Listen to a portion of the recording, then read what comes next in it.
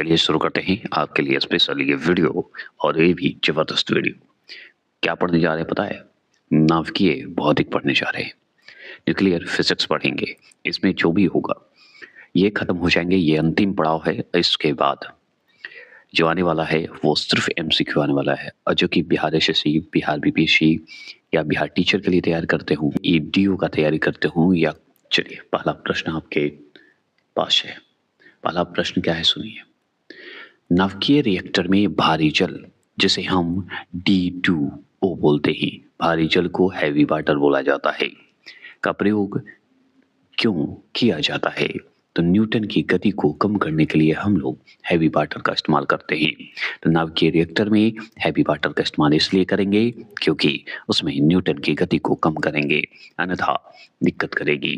Trans uranium जो है तत्व का संश्लेषण किसके द्वारा किया जाता है? तो हम बहुत अच्छे से जानते हैं, उनका नाम गलेन टी शिबोर्ग द्वारा किया जाता है। तो गलेन टी शिबोर्ग जो है, शिबोर्ग बोला जाता है, उनके द्वारा किया जाता है। क्या किया जाता है? ट्रांस यूरेनियम तत्वों का संश्लेषण किया जाता है। और भी देख ले सवाल को, तो देखिए रेडियोधर्मी क्षय बोलते हैं। रेडियोधर्मी क्षय क्या है? तो हम बताएंगे नाभिकीय पदार्थों का नैसर्गिक क्षय होता है। इसमें और कुछ करने की बात है नहीं।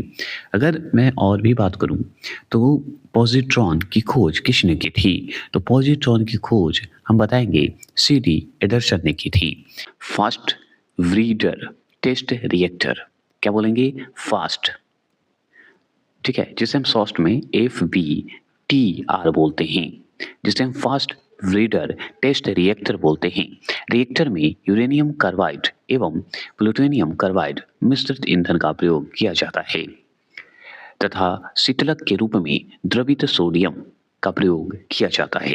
तो द्रवित सोडियम का अगर प्रयोग पूछे तो हम दिमाग में रखेंगे कि यूरेनियम कार्बाइड और प्लूटोनियम कार्बाइड एक मिश्रित ईंधन के रूप में प्रयोग करेंगे।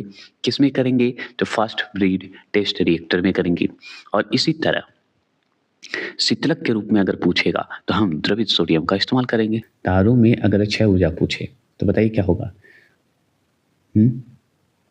तो देखिए तारों में ऊर्जा का कारण है कि हाइड्रोजन का जो है हीलियम में परिवर्तन होना, यही कारण है। तो हाइड्रोजन का हीलियम में परिवर्तन होना, यही है तारों में क्षय ऊर्जा होना। और याद रखिएगा, डायरेक्ट याद रखेंगे, तारों में ऊर्जा अगर है तो क्यों है? क्योंकि हाइड्रोजन का हीलियम में परिवर्तन होना। इतना घुमाने की आवश्यकता था ही नहीं।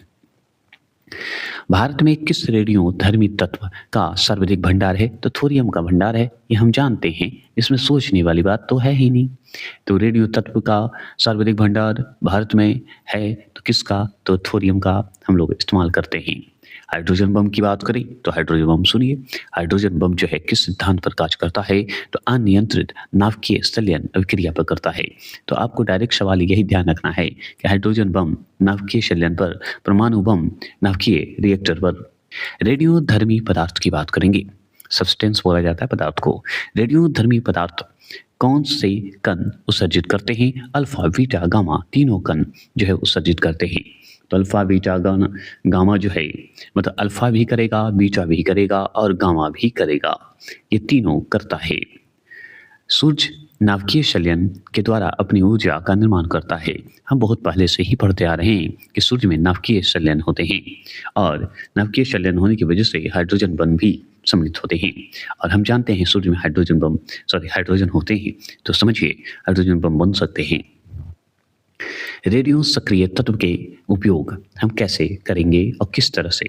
तो देखिए अधिक उपज देने वाले बीजों के विकास में, खदानों की विकिरण प्रसंस्करण में, मांस उत्पादन फलों में, तो मांस उत्पादों फलों में, सब्जियों के संरक्षण में, कैंसर के उपचार में, भूमिगत पाइपों का जो रिसाव होता है, रिसाव का पता लगाने में हम लोग रेडियो सक्रिय तत्व का इस्तेमाल करते हैं।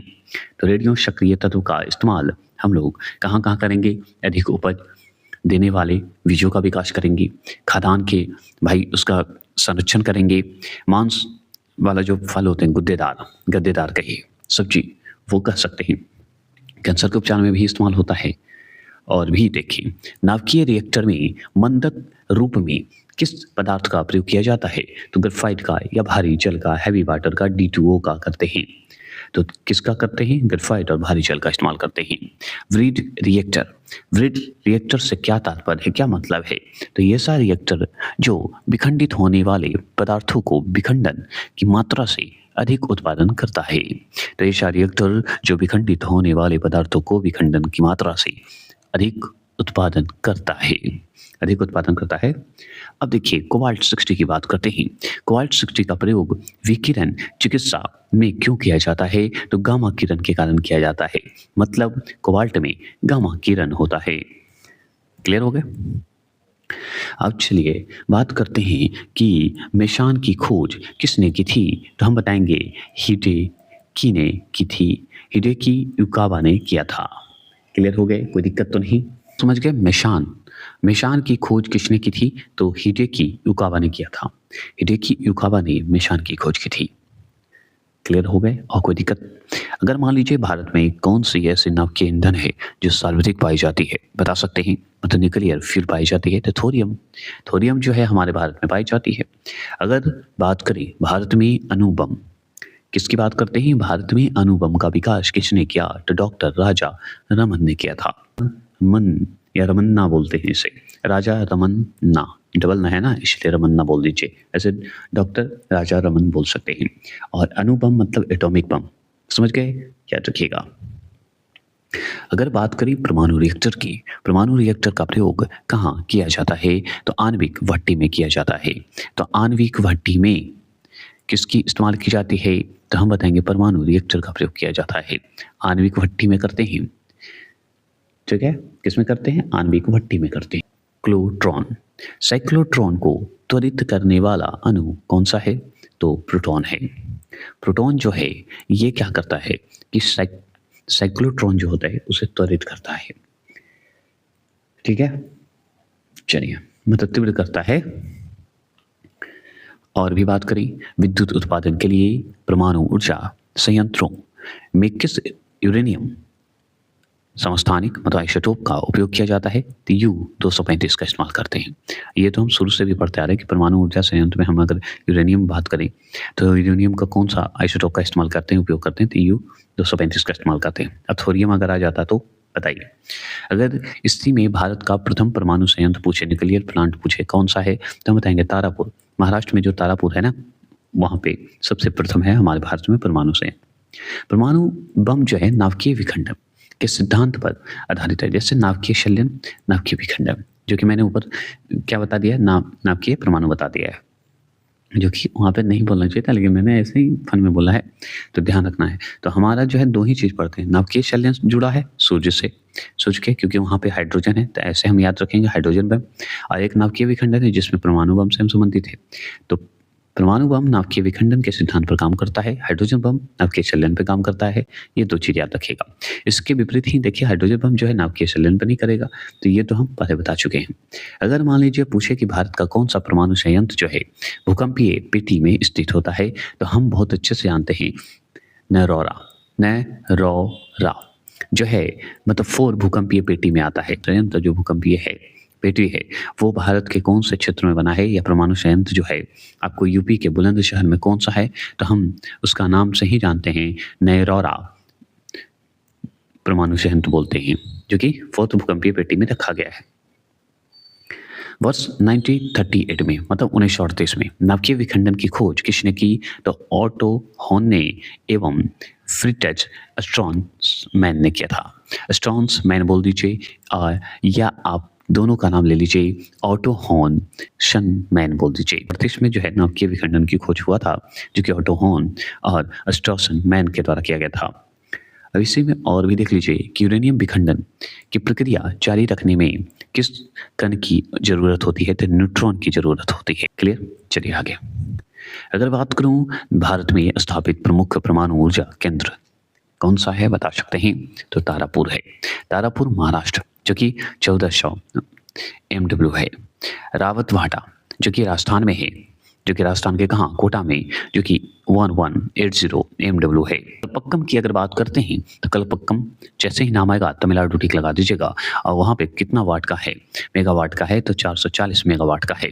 जैसे 1400 मेगावाट का महाराष्ट्र में तारापुर है, जो कि प्रथम है हमारा परमाणु संयंत्र। अगर बात करें रावत भाटा, रावत राजस्थान, रावत कहाँ है, राजस्थान में, राजस्थान के कौन सी जगह पे, कोटा में, यहाँ पे कितने वाट का है तो 1180 वाट का है। इस सब को तोड़ देगा। और कुंडलकुलम जो तमिलनाडु में देख रहा है ना, ये सबसे ज़्यादा है, 2000 मेगावाट का है, सबसे ज़्यादा अभी चल रहा है। कलपक्कम तमिलनाडु याद रखिएगा। तो तमिलनाडु में तो दो आप देखिए, कुंडलकुलम और कलपक्कम ये है, लेकिन कलपक्कम में 440 मेगावाट का ही है। अब नेरोरा क्या है, उत्तर प्रदेश को बुलंदशहर में हम पढ़े ना, तो नेरोरा के बुलंदशहर में है, याद रखिएगा। ये भी 440 मेगावाट का ही है। और काकरापारा बोल दीजिए, काकरापारा बोल देंगे तो ये हम बताएंगे जीटी में है। काका जी रहते हैं गुजरात में, गुजरात में रहते हैं तो कितना मेगावाट में रहते हैं तो 1140 मेगावाट में रहते हैं, ये हमको याद हो गया। कैगा मतलब कैग है, कर्नाटक है, कर्नाटक में 880 मेगावाट की बात करेंगे। और कुंडलकुलम तो हम तमिलनाडु जानते हैं, कुंडलकुलम कलपक्कम तमिलनाडु, और ये कुंडलकुलम जो है 2000 मेगावाट का है। ये हो गए क्लियर, तो आपके लिए स्पेशली हो गए क्लियर। अब हम चलेंगे कि युक्ति ऊर्जा रूपांतरण कैसे होते हैं, ये सब फर्स्ट चलेंगे। जैसे मान लीजिए आपसे पूछते, सिंपली ये सब में हम डिस्कस नहीं करेंगे, वन लाइनर विद्युत प्रश्न है और अंतिम है। अगर पूछ रहे कि विद्युत हीटर क्या होता है, विद्युत हीटर का रूपांतरण बताइए, तो विद्युत हीटर जैसे सवाल है तो हम बोलेंगे विद्युत ऊर्जा को उसमें ऊर्जा में परिवर्तित करता है, रूपांतरित करता है। तो ये भी पूछ सकता है कि विद्युत ऊर्जा को उसमें ऊर्जा में परिवर्तन करना क्या कहलाता है, तो हम बताएंगे विद्युत हीटर में परिवर्तन हो जाता है। ये भी पूछ सकता है कि विद्युत ऊर्जा को अगर ध्वनि ऊर्जा में रूपांतरित हो जाए तो उसे क्या लगाएंगे, ठीक, लाउड स्पीकर। लाउड स्पीकर हमारे घर में है, क्या होता है आगे, विद्युत ऊर्जा मतलब करंट में लगाते हैं तभी तो ध्वनि निकालते हैं, तभी तो अगर मान लीजिए ब्लूटूथ कनेक्ट करते हैं तो बिना लाइन दिए, बिना कनेक्शन दिए तो नहीं चलेगा, तो बस ऐसे याद रख लीजिए। अगर मान लीजिए डायनेमो की बात करें, डायनेमो आप देखे होंगे, हर लोग देखे होंगे, तो आगे तो वो यांत्रिक ऊर्जा के रूप में होता है, फिर यांत्रिक से बदलकर वो विद्युत ऊर्जा में बदला जाता है। मान लीजिए कि आप एक फीटर रख लीजिए, ठीक है, फीटर को आगे जब तक चलाते हैं या जनरेटर को चलाते हैं, जनरेटर नॉर्मल बात है, फीटर तो पुराने ज़माने में हम लोग यूज़ करते हैं, तो जनरेटर की बात करते हैं, तो जनरेटर में क्या होता है कि आगे चालू करते हैं, चालू करने के बाद करंट की ओर होता है, तो उस तरह से आपको ध्यान रखना होगा। तो यांत्रिक ऊर्जा को विद्युत ऊर्जा में बदलना डायनेमो कहलाता है। कार की बैटरी, अब कार में जो बैटरी लगाते हैं वो है क्या, तो कार में बैटरी है रासायनिक ऊर्जा को। अब रासायनिक ऊर्जा को अगर जब तक विद्युत ऊर्जा में नहीं बदलिएगा तो कार की बैटरी को कैसे समझिएगा, तो आगे तो वो कार की बैटरी कैसे लगा दी भाई, चाहिए रासायनिक के केमिकल रूप से हम लगा दिए, तेजाब है ना उसमें। याद करने के लिए बता रहा हूँ, समझा रहा हूँ कि याद कर, भूलिएगा नहीं, अगर भूले तो मान लीजिए रासायनिक ऊर्जा, अरे भाई रासायनिक ऊर्जा अभी चलेगा कैसे, खाली रासायनिक ऊर्जा से होगा, केमिकल एनर्जी से होगा नहीं ना, तो हम इससे क्या करेंगे, इसको चलाने के लिए विद्युत ऊर्जा में परिवर्तित कर देंगे, रूपांतरित कर देंगे, परिवर्तन हो जाएगा। तो भाई अब मान लीजिए फेंके गए पत्थर की ऊर्जा, अब फेंक जो रहे हैं हम लोग पत्थर, उसमें ऊर्जा होती है, तो कैसे, तो पेशीय ऊर्जा से गति ऊर्जा में होगा ना।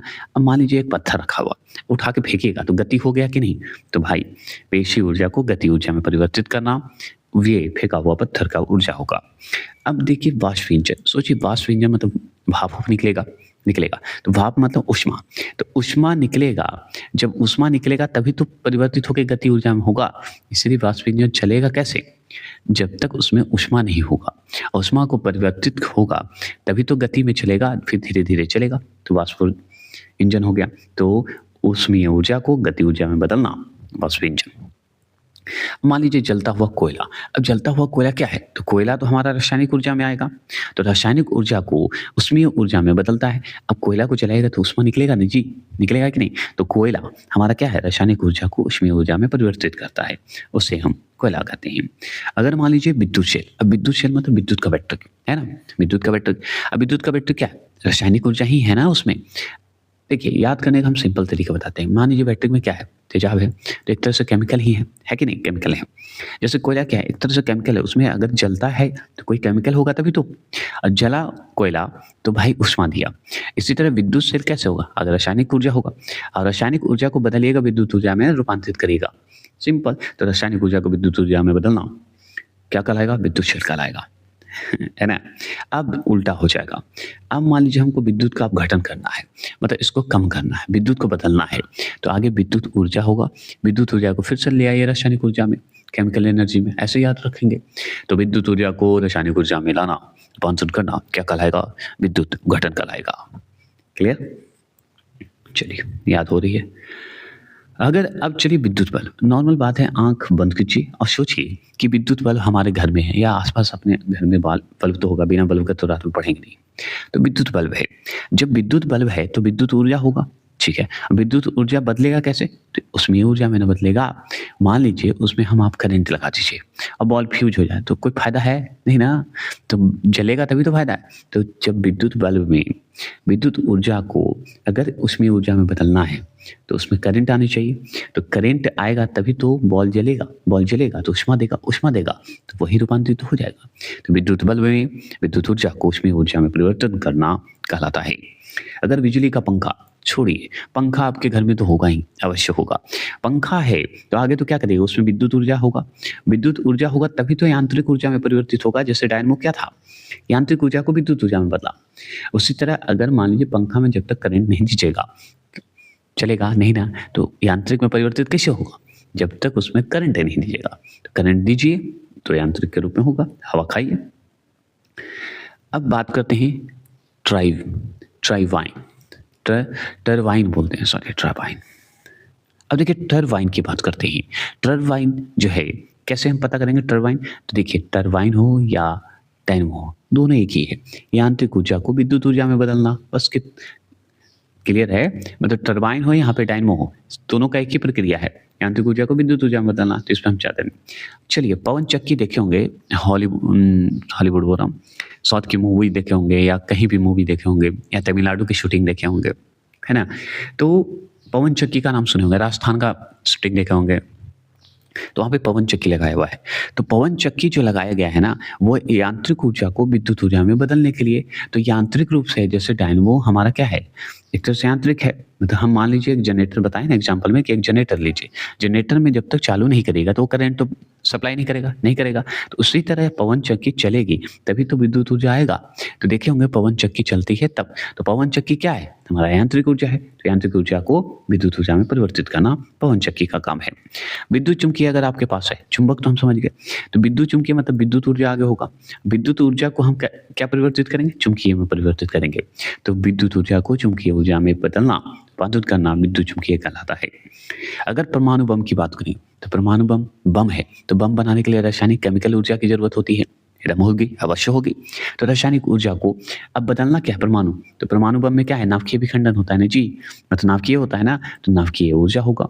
तो रासायनिक ऊर्जा को नाभिकीय ऊर्जा में बदलना परमाणु बम कहलाता है कि नहीं?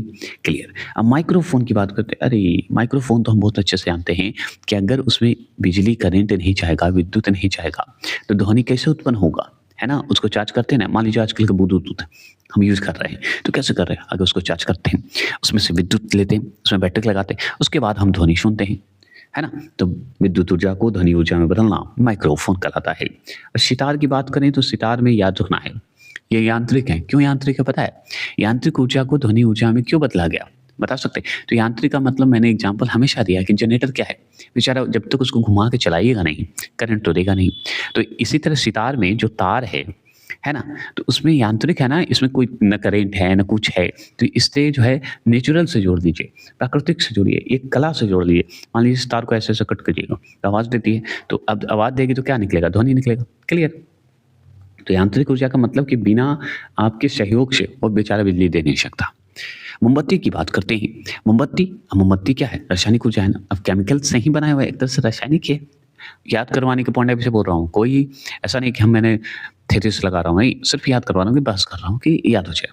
अगर मान लीजिए मोमबत्ती आपके सामने आ जाए, मोमबत्ती आए, अब जलाए होंगे, दीपावली तो पानी हुआ है, तो मोमबत्ती देखे होंगे कि रासायनिक ऊर्जा है, वो रासायनिक ऊर्जा है। अब जब रासायनिक ऊर्जा है, मोमबत्ती जलाएगा तो ऊष्मा देगा, प्रकाश देगा, रोशनी देगा, तो हाँ भाई ऊष्मा लो। तो रासायनिक ऊर्जा को उसमें ऊर्जा में परिवर्तित करना मोमबत्ती होता है। अगर इसी तरह विद्युत जनित्र की बात करें, अब जैसे ही विद्युत जनित्र हो तो हम जानते हैं यांत्रिक ऊर्जा को विद्युत ऊर्जा में। अब यांत्रिक ऊर्जा मतलब जनरेटर, ऐसे याद रखिएगा। चलिए यदि लोलक घड़ी की लंबाई 4 गुनी हो जाए तो उसके आवर्तकाल पर क्या प्रभाव पड़ेगा? तो आवर्तकाल दुगना हो जाएगा। आवर्तकाल कितना हो जाएगा? दुगना हो जाएगा। अगर बात करूं रॉकेट किस सिद्धांत पर कार्य करता है तो संवेग संरक्षण पर काम करता है। संवेग संरक्षण मतलब कंजर्वेशन ऑफ मोमेंटम पे काम करता है। ठीक है, याद रखिएगा, इसी सिद्धांत पर काम करेगा। अगर पूछे एक अंतरिक्ष यात्री पृथ्वी तल की तुलना में चंद्रमा पर अधिक ऊंची छलांग लगा सकता है क्योंकि चंद्रमा पर गुरुत्वाकर्षण बल पृथ्वी की तुलना में कम कम होता है मतलब 1/6 होता है। अगर बात करें और भी विविध प्रश्न है तो जितने भी हम पढ़े उसका एक तरह से सारांश है, निष्कर्ष है। ठीक है, शुष्क बैटरी सेल में कौन सी ऊर्जा पाई जाती है? तो शुष्क बैटरी सेल जैसे ही बोले रासायनिक ऊर्जा उसमें होती है, केमिकल एनर्जी होती है। बोलोमीटर अगर पूछे बोलोमीटर का प्रयोग किसे मापने के लिए किया जाता है तो उष्मीय विकिरण या उष्मीय तापमान को मापने के लिए हम लोग करते हैं। बोलोमीटर का इस्तेमाल बोल कर करते हैं। 20 हर्ट्ज से कम और 20 हर्ट्ज से अधिक आवृत्ति की मतलब फ्रीक्वेंसी की ध्वनि को मनुष्य द्वारा सुनाई नहीं जा सकती। मतलब 20 हर्ट्ज से कम हो गया तो भी नहीं सुनाई देगा, 20,000 हर्ट्ज से अधिक हो गया तो भी सुनाई नहीं देगा। 20 से 20,000 हर्ट्ज तक सुन सकते हैं, उससे ज़्यादा हुआ कम हुआ नहीं सुन सकते। जल का हिमांक मतलब फ्रीजिंग पॉइंट बोलते हैं कितना? तो 0 डिग्री सेल्सियस होता है। ये भी हम पढ़ चुके हैं, सिर्फ रिपीट करते जा रहे हैं। यदि कोई व्यक्ति एक दीवार को धक्का देता है पर उसे विस्थापित करने में असफल रहता है तो वह जो है कितना कार्य करता है? तो शून्य कार्य करता है। ये शब्द आप देखिए, इसमें आपको सातों कलर दिखेंगे। सातों कलर दिखेंगे तो हम आगे तो इसे पढ़ेंगे क्या? और हम जानते हैं कि ये प्रकाश से संबंधित है, लाइट से संबंधित है, ये हम जानते हैं। अब वी से मतलब होता है वायलेट, आई से होता है इंडिगो, बी से होता है ब्लू, है ना। इंडिगो मतलब जामुनी कलर होता है उसको बोलते हैं। बी से ब्लू, जी से ग्रीन, वाई से येलो और ओ से ऑरेंज और आर से रेड। तो हम जानते हैं रेड का तरंग दैर्घ्य सबसे ज्यादा होता है और वायलेट का तरंग दैर्घ्य मतलब बैंगनी कलर का तरंग दैर्घ्य बहुत कम होता है। ये हम पढ़ते थे। अगर बात करें चलती बस के अचानक रुक जाना मतलब चल रहा है बस अचानक रुक गया तो रुकने से क्या होगा? यात्री आगे की ओर तो झुक ही जाता है। हम भी झुके हैं, बहुत बार गाड़ी पे चढ़े हैं भाई, हम भी तो उतरे हैं और अचानक झुकते हैं। तो जब झुक जाते हैं तो वो कारण क्या है? जड़त्व का कारण है। जड़त्व का कारण मतलब समझते ही न्यूटन का प्रथम नियम बताया जाता है, ये हम जानते हैं। तो जड़त्व के कारण शरीर की गति स्थित बनाए रखने के कारण ऐसा होता है। अगर मान लीजिए न्यूक्लियर रिएक्टर टाइम बम के लेखक कौन है तो हम बताएंगे तकाशी हिरोज हैं। तो तकाशी हिरोज जो हैं वो न्यूक्लियर रिएक्टर टाइम बम के लेखक हैं। हाइड्रोकार्बन मिशन 2025 किससे संबंधित है? तो पेट्रोलियम उत्पादों के संरक्षण से है। तो पेट्रोलियम उत्पादों के संरक्षण से क्या है? तो वो हाइड्रोकार्बन मिशन 2025 से है, संबंधित है। इसी में पूछे यदि कुछ सूचना टेलीफोन द्वारा डायल करके टेलीविजन स्क्रीन पर देखी या पढ़ी जा सके तो उस विधि को हम टेलीफैक्स कहते हैं। सही बात है, नहीं बोलते हैं अरे फैक्स कर दो, आपका ट्रांसफर फैक्स हो गया है, आप जाइए उस थाना में। तो यही होता है। अगर मान लीजिए फ़ारेनहाइट पैमाने में जो है शुद्ध जल का क्वथनांक कितना होता है? 212 डिग्री सेल्सियस होता है। कपल थर्मामीटर, थर्मोकपल थर्मामीटर किस सिद्धांत पर कार्य करता है? सी वेग प्रभाव पर करता है। सी वेग के प्रभाव पर करता है थर्मोकपल थर्मामीटर का इस्तेमाल होता है, इसी सिद्धांत पर काम करता है। अगर पूछे प्लास्टिक का गलनांक कितना होता है? 47 डिग्री सेल्सियस पे होता है। तो मेल्टिंग जो पॉइंट होते हैं उसका बताइए, तो हम बताएंगे 47 डिग्री सेल्सियस। खत्म होने वाला है ये। अत्यधिक शीत ऋतु में पहाड़ों पर पानी की पाइप लाइन क्यों फट जाती है? तो पाइप में जल के जमने से आयतन बढ़ता है और इसके कारण फट जाती है। सिंपल बात है।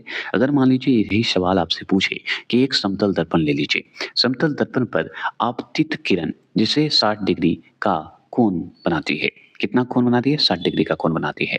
तो परावर्तन कोण कितना होगा? तो 60 डिग्री होगा ना, समतल दर्पण ले जाओ तो कुछ चेंज थोड़ी होगा। अगर मान लीजिए इलेक्ट्रॉनों को उसकी कक्षा में बांधे रखने वाले बल को मतलब फोर्स को क्या कहते हैं? तो विद्युत चुंबकीय बल ही तो कहते हैं, इलेक्ट्रोमैग्नेटिक फोर्स कहेंगे। अगर इलेक्ट्रॉन को अगर उसकी कक्षा में बांधना है ठीक है, तो इलेक्ट्रोमैग्नेटिक फोर्स का इस्तेमाल करेंगे। अगर मान लीजिए कलाई घड़ी, जो घड़ी हम पहनते हैं कलाई में, हाथ में, कलाई घड़ी प्रदर्शन युक्तियों तथा पॉकेट कैलकुलेटरों में द्रव क्रिस्टल का प्रयोग किया जाता है। आपका कलाई घड़ी हो या डिस्प्ले डिवाइस हो, ठीक है, या पॉकेट कैलकुलेटर हम जो इस्तेमाल करते हैं उस सब में द्रव फ्यूल्ड क्रिस्टल का इस्तेमाल करते हैं, प्रयोग करते हैं। ठीक है, फ्यूल्ड क्रिस्टल मतलब द्रव है, कठोर है, लेकिन ऐसे अगर मान लीजिए जो पदार्थ विद्युत धारा को सुनिए, जो पदार्थ विद्युत धारा को प्रवाहित नहीं होने देता, मतलब बहने नहीं देता, निकलने नहीं देता, वे क्या कहलाते हैं? विद्युत रोधी कहलाते हैं। विद्युत रोधी मतलब रोक दिया, रोधी मतलब रोकना, रोधक के रूप में। अब से पूछे किसी पदार्थ को सापेक्ष विद्युत शीतला, विद्युत शीतला सदैव कितनी होती है? तो हम बताएंगे 1 होता है। शीतला जो है 1 होगा। ये आगे पढ़ते हैं। किसी कांच की छड़ी, मतलब किसी कांच का छड़ी ले लीजिए लंबा सा, और कांच की छड़ी को रेशम से रगड़ा जाता है, रेशम से रगड़ दीजिए, तो छड़ पर कौन सा आवेश उत्पन्न होगा? तो धन आवेश होगा, पॉजिटिव चार्जिंग होगा, निगेटिव नहीं होगा अगर रेशम रगड़ेगा तो। अगर एक सूर्य जैसे, मतलब मान के चलिए कि एक सूर्य है, ठीक है, एक सूर्य जैसे किसी तारे को नाभिकीय ईंधन मतलब हाइड्रोजन सूर्य से संबंधित है, तो हाइड्रोजन है सूर्य में, हम जानते हैं, लगभग समाप्त होता है, तो वह जो है श्वेत बौने तार, क्या होते हैं? श्वेत बौने तार में परिवर्तित हो जाते हैं। नॉर्मल बात है, अगर सूर्य जो है जैसे किसी तार का नाभिकीय ईंधन समाप्त कर दीजिए, हाइड्रोजन समाप्त कर दीजिए, तो वो श्वेत बौने तार हो जाते हैं, परिवर्तित हो जाते हैं। इस स्थिति में उसके केंद्रीय भाग जो होते हैं, जो सेंटर न्यूक्लियर भाग जो होते हैं, भाग का तापमान अधिक बढ़ जाता है, तो इसका केंद्रक का तापमान बढ़ जाएगा। कितना हो जाएगा? 1,00,000 केल्विन के लगभग बताया जाता है। और अधिकांश बाह्य पदार्थ जो तारे हैं, तारे से पृथक हो जाते हैं, मतलब जो अधिकांश जो बाहरी जो पदार्थ है उससे पृथक हो जाता है ये तार। समझ में आया? तो ये ऐसी बात है। अगर मान लीजिए घर्षण की बात करें, फ्रिक्शन की बात करें, तो घर्षण एवं स्नेह की बात करें, ल्यूब्रिकेंट बोलते हैं। तो घर्षण और स्नेह के अध्ययन को क्या कहते हैं? ट्राइबोलॉजी कहते हैं। ट्राइबोलॉजी बोला जाता है, ठीक है, ट्राइबोलॉजी बोला जाता है। और भी बात करें तो राष्ट्रीय भौतिकी प्रयोगशाला कहाँ स्थित है? तो नई दिल्ली में स्थित है। तो राष्ट्रीय भौतिकी प्रयोगशाला कहाँ स्थित है? नई दिल्ली में। अगर बात करें लेजर का पूर्ण रूप मतलब पूर्ण प्रारूप क्या है? लेजर, तो हम बताएंगे लाइट एम्प्लीफिकेशन बोलते हैं। तो लाइट एम्प्लीफिकेशन बोला जाता है। पूरा सुन लीजिए कि लाइट एम्प्लीफिकेशन मतलब लाइट, एल से लाइट होगा, ए से एम्प्लीफिकेशन हो जाएगा, ए से आगे चलते हैं, एस से तो लाइट एम्प्लीफिकेशन, वाई सिस्टमुलेटेड, क्या बोलेगा? Stimulated animation emission sorry stimulated emission of radiation बोला जाता है। तो लेजर का पूर्ण रूप क्या है जी? इसका प्रारूप बताइए। लाइट एम्प्लीफिकेशन वाई सिटुमुलेटेड एस से सिटुमुलेटेड, ई से एमिशन ऑफ हम बताएंगे रेडिएशन बोला जाता है। अगर बात करें कि विश्व की सबसे ऊंची या ऊंचाई पर स्थित दूरबीन वेधशाला, वेधशाला मतलब जो हमारा टेलीस्कोप जो हम देखते हैं उसका ऑब्जर्व वेरिटी, अगर बात करें वेधशाला देखने के लिए कहाँ स्थित है, तो हम चिल्ली चले जाएंगे, चिल्ली के अटाकामा में चले जाइए, वहाँ आपको देखेंगे दूरबीन वेधशाला दिखेगा। चांद्र एक्सरे, चंद्रा एक्सरे बोला जाता है, फिर से सुन लीजिए बढ़िया से। चंद्रा एक्सरे वेधशाला का नाम किस वैज्ञानिक के सम्मान में रखा गया है? सम्मान में रखा गया, क्या पढ़ते थे? चलिए फिर से, चंद्रा एक्सरे वेधशाला का नाम किस वैज्ञानिक के सम्मान में रखा गया है? तो सुब्रमण्यम चंद्रशेखर के नाम पर रखा गया है चंद्रा एक्सरे वेधशाला। यूरेनियम के रेडियो धार्मिक विघटन का अंतिम उत्पाद है सीसा। क्या है? अंतिम उत्पाद है सीसा देवी। चलिए, अगर मैं बात करूं Tata institute of fundamental research की स्थापना कहाँ की गई है? मुंबई में की गई है। कहाँ की गई? मुंबई में। अगर बात करें अंतरिक्ष में जाने वाला प्रथम व्यक्ति कौन था? तो यूरी गागरिन था। यूरी गागरिन जो है वो अंतरिक्ष पे जाने वाला प्रथम व्यक्ति था, जो कि रूसी अंतरिक्ष यात्री थे। और कब गए थे? 1961 को गए थे।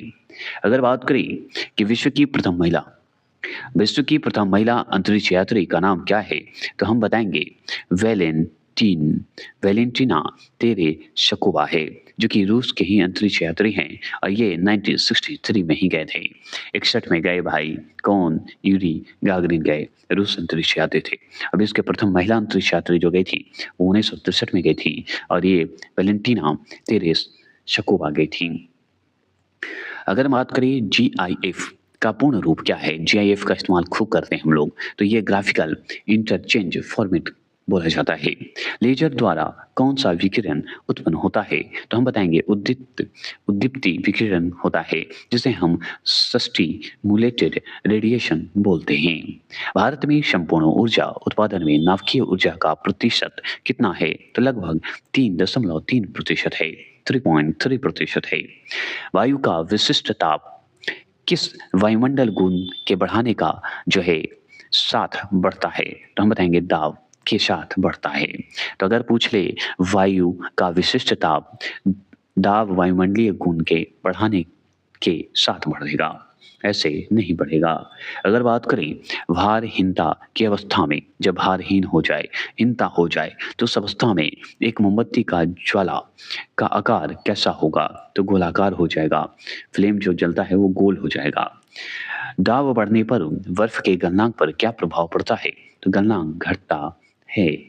ठीक है। अगर बात करें पृष्ठ क्षेत्रफल घटाने के पर पृष्ठ का कार्यरत दाब पर क्या प्रभाव पड़ेगा? तो दाब बढ़ जाएगा। और भी बात करें तो देखिए 20,000 हर्ट्ज से अधिक आवृत्ति की ध्वनि क्या कहलाती है? तो पराध्वनि कहलाती है, पराध्वनि कहलाएगा। गैस से उत्पन्न ध्वनि तरंग किस प्रकार की होती है? अनुदैर्घ्य तरंग होती है। ठीक है, क्या होती है? अनुदैर्घ्य तरंग होती है। अगर मैं और भी बात करूं डॉपलर प्रभाव किससे संबंधित है? तो ध्वनि से संबंधित है। प्रकाश तरंग की गति की तुलना में रेडियो तरंग की गति कितनी होती है? दोनों की गति एक समान होती है। किसी माध्यम में ताप बढ़ने पर प्रकाश का वेग अपरिवर्तित रहता है। अगर देखा जाए सूर्य के प्रकाश में उपस्थित परावैंगनिक किरणों में कौन अवशोषित करता है? तो ओजोन परत अवशोषित करता है। ओजोन परत जो है अवशोषित करेगा। जब वायु की गति बढ़ जाती है तो दाब पर क्या प्रभाव पड़ता है? तो दाब घट जाता है। जैसे ही वायु की गति बढ़ेगी तो दाब पर क्या प्रभाव पड़ेगा? दाब घट जाएगा। अगर दंत चिकित्सक की बात करें, दंत डॉक्टर की बात करें, किस दर्पण का प्रयोग करता है? तो अवतल दर्पण का प्रयोग करता है। ये सब विविध प्रश्न में पढ़ रहा हूँ क्योंकि ये सब रिपीट हो रहा है। प्रकाश की बात करें, रेडियो तरंग की बात करें तथा एक्स किरणों की बात करेंगे तो किस प्रकार की विकिरण मतलब रेडिएशन है? तो विद्युत चुंबकीय विकिरण है, विद्युत चुंबकीय रेडिएशन है। और भी बात करें, अगर मान लीजिए प्रकाश लाइट की बात करें तो लाइट का कणिका सिद्धांत जो होते हैं, थ्योरी ऑफ लाइट जिसे बोलते हैं, किसने दिया था? तो न्यूटन ने दिया था, ये हम जानते हैं। ठीक है, तो अगर पूछ दे प्रकाश का कणिका सिद्धांत किसने दिया था? तो हम बताएंगे न्यूटन ने दिया था। इंडियन इंस्टीट्यूट ऑफ नेचुरोपैथी क्या बताइएगा? नेचुरोपैथी एंड योगिक साइंस नई दिल्ली में की गई है। इसकी स्थापना नई दिल्ली में है। अगर पूछे समतल दर्पण द्वारा किस प्रकार का प्रतिबिंब बनता है? तो आभासीय प्रतिबिंब बनता है। क्या बनता है? आभासीय प्रतिबिंब बनता है। प्रिज्म द्वारा किस रंग का विचलन सर्वाधिक होता है? तो बैंगनी होता है। एक सरल दूरदर्शी कम से कम कितने उत्तल लेंसों से बनाया जा सकता है? तो 2 बनाया जा सकता है। अगर मैं बात करूं लाल कलम का फूल हरे प्रकाश में देखने पर कैसा दिखाई देता है? तो काला दिखाई देता है। चुंबकीय सुई की बात करें किस दिशा की ओर संकेत करती है? तो उत्तर से दक्षिण की ओर करती है। ये भी हम पढ़ चुके हैं। अगर बात करें युद्ध विमान की बात करें, युद्धक विमान अधिक ऊंचाइयों पर क्यों उड़ते हैं? क्योंकि रडार संचु से नहीं आए, रडार में नहीं आ सके, रडार से बच सके, है ना, ये हम जानते हैं। अगर मान लीजिए शीशे की जो रजतन होते हैं जो सिल्वर जो ग्लास जो उसे बोलते हैं, शीशे की ग्लास, सिल्वरिंग ग्लास बोला जाता है। रजत मतलब सिल्वर। तो याद रखिएगा के लिए कौन सा यौगिक प्रयुक्त होता है, तो सिल्वर नाइट्रेट का इस्तेमाल हम लोग करते हैं। अगर मान लीजिए यदि वायुमंडल एटमॉस्फेयर नहीं होता तो पृथ्वी के जो है पृथ्वी से आकाश का जो रंग है वो काला दिखाई देता, काले रंग का दिखाई देता। अगर मान लीजिए हीटर के तार जो हैं किस धातु से बनाए होते हैं, तो हम नाइक्रोम से बनाए होते हैं, नाइक्रोम धातु से बनाते हैं। हवा में तैरते हुए श्वसनीय सूक्ष्म कण होते हैं जो हम सांस लेते हैं, माइक्रोस्कोपिक पार्टिकल्स जो होते हैं, का आकार कितना होता है, तो 5 माइक्रोन से कम ही होता है।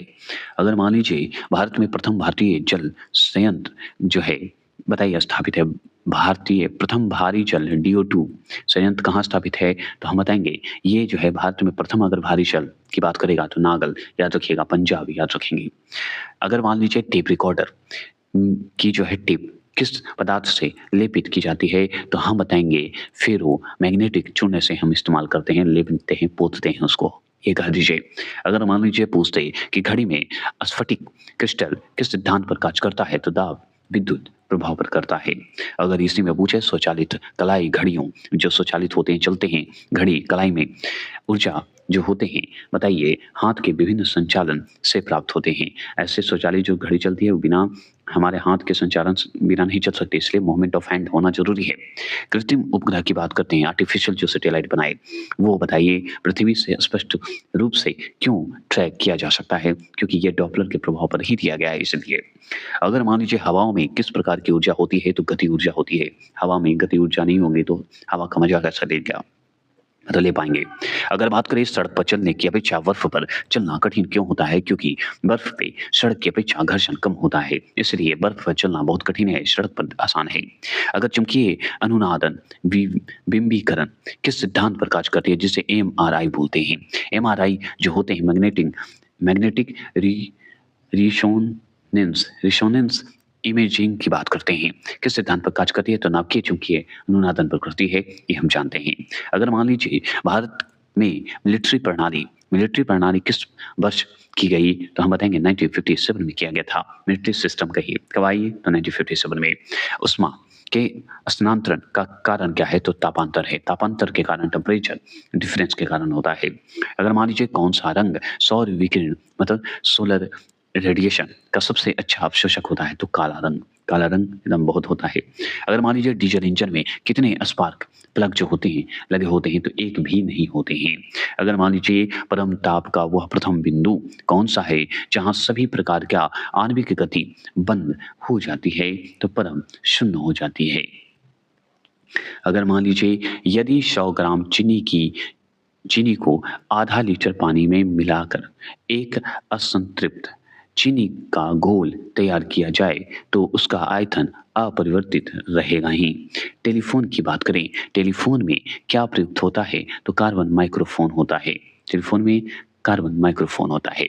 विज्ञान की किस शाखा के अंतर्गत मानव एवं यंत्रों के मध्य स्वचलन और संचार विधि का अध्ययन किया जाता है, तो साइबरनेटिक्स का इस्तेमाल किया जाता है। साइबरनेटिक्स बोल दीजिए, साइबरनेटिक्स। मनुष्य के लिए सबसे हानिकारक विकिरण कौन सा है, तो गामा किरण है जो कि सबसे हानिकारक है। अगर मान लीजिए नियंत्रित नाभिकीय विखंडन अभिक्रिया की अवधारणा सर्वप्रथम एनरिको फर्मी ने प्रस्तुत की थी। अगर इसी में पूछे कि मोबाइल चार्जर में कौन सी युक्ति जो है प्रयोग की जाती है, तो एक अप चाई ट्रांसफॉर्मिंग का इस्तेमाल किया जाता है। अगर मान लीजिए और भी चलते हैं, पदार्थ के संवेग और वेग के अनुपात में किस भौतिक राशि को प्रदर्शित किया जाता है, तो द्रव्यमान मास को प्रदर्शित किया जाता है। तड़ित चालक जो बिजली चमकती है जिसे बोलते हैं किस धातु से बनाए जाते हैं, तो तांबे से बनाए जाते हैं, लाइटिंग कंडक्टर बोलते हैं। अगर मान लीजिए एक व्यक्ति एक संवेदनशील तराजू पर खड़ा है, यदि वह गहरी सांस अंदर लेता है तो तराजू की जो रीडिंग है घट जाती है, एकदम घट जाएगी, थोड़ा तो एकदम जरूर होगा। किसी तारे का रंग क्या प्रदर्शित करता है, तो हम बताएंगे उसका ताप या टेम्परेचर प्रदर्शित करता है। हवा का वाष्प घनत्व डेंसिटी कितना होता है, तो 14.4 ग्राम होता है, मतलब 14.4 ग्राम होते हैं। है ना? अगर मान लीजिए कल्पक्कम क्यों प्रसिद्ध है? क्योंकि वहाँ कल्पक्कम जो तमिलनाडु में है, ये परमाणु संयंत्र के लिए है और कल्पक्कम में बताइए कितना मेगावाट का है? और बता सकते हैं तो बताइए, मैंने तो दे दिया, पढ़ा चुका हूँ। अगर ऊर्जा संरक्षण की बात करें, एनर्जी कंज़र्वेशन की बात करें, तो इससे अभिप्राय जो है क्या है? तो ऊर्जा का ना तो सृजन हो सकता है, ना विनाश किया जा सकता है, यही है। अगर मान लीजिए इंदिरा गांधी आणविक अनुसंधान केंद्र, इंदिरा गांधी जो मोलक्यूलर रिसर्च सेंटर है, किस राज्य में स्थित है? तो तमिलनाडु में है। इंदिरा गांधी जी तमिलनाडु में चली गई थी। एक वास्तविक गैस किन स्थितियों में एक आदर्श गैस के रूप में क्रिया कर सकते हैं? तो उच्च दाब और निम्न दाब दोनों पे कर सकते हैं। उच्च दाब होना चाहिए और निम्न ताप होना चाहिए, निम्न टेम्परेचर होना चाहिए। आवृत्ति मॉड्यूलेशन जिसे हम एफएम बोलते हैं, फ्रीक्वेंसी मॉड्यूलेशन बोल दीजिए, में आयाम परिवर्तनशील होता है अथवा नियत होता है। तो नियत होता है, परिवर्तनशील नहीं होता है, याद रखिएगा, नियत होता है, नियत रहता है। कौन सी प्रक्रिया ध्वनि तरंग के साथ नहीं दर्शाई जाती है? तो व्यक्तिकरण नहीं दर्शाई जा सकते हैं, इंटरफ्रेशन नहीं दर्शा सकते हैं। अगर मान लीजिए इसी में सवाल और पूछते हैं आपसे, क्या पूछे कि नीले कांच, नीला जो कांच होते हैं, कांच की प्लेट धूप में नीला क्यों दिखाई देता है? नीले कांच धूप में नीला क्यों दिखाई? क्योंकि यह नीले रंग की संकीर्ण होती है, ट्रांसमिट करती है, ट्रांसमीटर में हो जाता है, मतलब चेंज हो जाता है, ट्रांसमिट हो जाता है। अपमार्जक जिसे हम साबुन बोलते हैं, डिटर्जेंट बोलते हैं, मिलाने पर पानी के पृष्ठ जो तनाव है पर क्या प्रभाव पड़ेगा? तो पृष्ठ तनाव घट जाता है, ये भी हम जानते हैं। यदि तांबे के तार को दुगना बढ़ा दिया जाए, तांबे के तार को हम दुगना बढ़ा जाए तो उसका प्रतिरोध कितना होगा? तो 4 गुना हो जाएगा। क्या होगा? 4 गुना। ईसीजी की बात करते हैं, किस अंग की गतिविधि को दर्शाता है? तो हृदय को दर्शाता है, ये भी हम जानते हैं।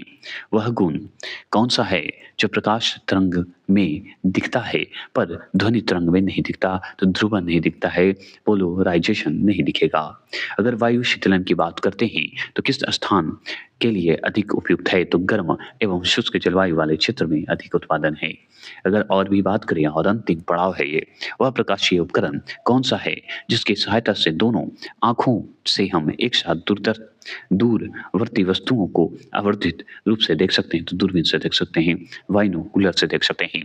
तो बाइनोकुलर से देखिए, आपको वो वस्तु जो दूर है वो नज़दीक दिखेगा और आप आनंदित लीजिए।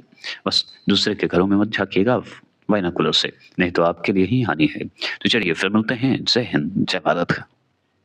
फन करता हूँ, मस्ती करता हूँ। इसी तरह आज हो गया फिजिक्स खत्म, अब आ रहा है एमसीक्यू। सिर्फ बिहार दरोगा, बीपीएससी एडीओ जनरल नॉलेज सहित आने वाला है। हर टॉपिक का एमसीक्यू, एक बार एमसीक्यू पढ़ के जाइए, चैलेंज देता हूँ। वो एमसीक्यू आपको इतना पसंद आएगा कि दुनिया में कोई बुक आपको दिखेगा नहीं। चलिए मिलते हैं फिर। जय हिंद, जय भारत।